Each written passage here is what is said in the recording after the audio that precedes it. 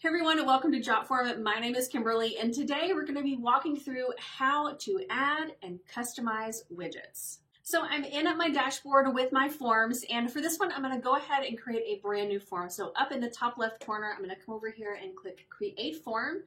I'm going to start from scratch so that way we can walk through really what each of those individual widgets are, and I'm going to go ahead and choose Classic Form.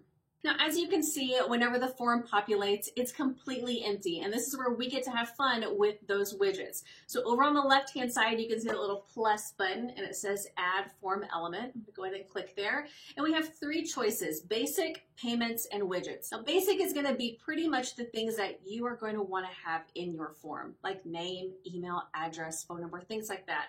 So I'm going to go ahead and I'm going to choose their name, email, and their phone number. And you can also, instead of clicking, you can drag in and put it exactly where you want it.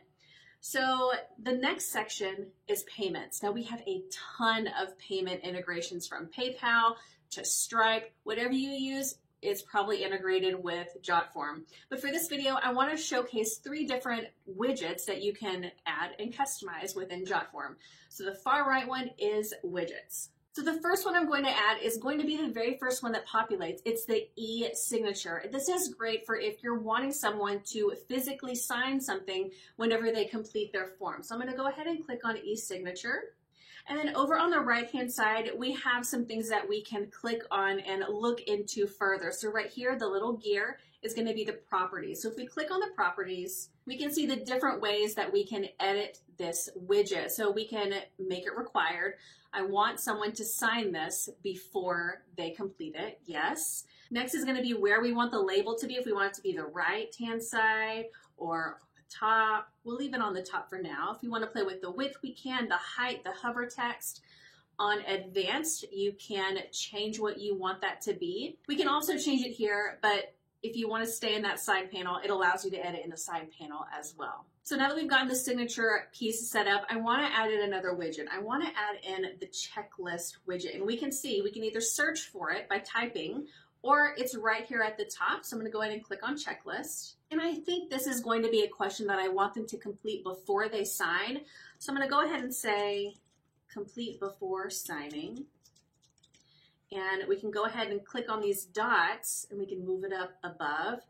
Now I want to edit these options. Now if this section on the right hand side isn't already open, you're going to want to click on this magic wand and it says widget settings. Now let's change these options. Okay, that looks good. So with the checklist items, I want them to check off, yes, I have completed all the necessary items, and yes, I have downloaded the PDF, which I'm going to show you here in a second. But from here, we can choose other options like hiding unchecked items, or we can also add an other field. So if we check on other field, we can see it adds in another checklist item that they can type in themselves. But for this case, I personally don't need that. Now, if you also know CSS, you can add your own in here. But for this, I think we are good. I'm going to go ahead and I want them to review a PDF or download a PDF before they complete the process. So we can come back over here to the left. We can type in PDF, but I can see it's already down here at the bottom. So for this one, I want it to happen before they get to that checklist. So we're going to have the PDF to download, the checklist, and then the signature.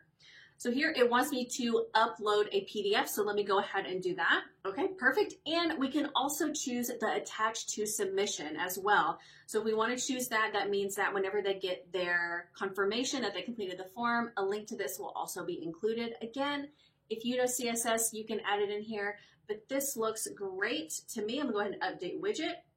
I'm gonna come over here to publish. Let's open it up in a new tab. All right, so we see we have the PDF that I can click right here and I can download it. I have completed the necessary questions. I have downloaded the PDF. Beautiful with a mouse, yes.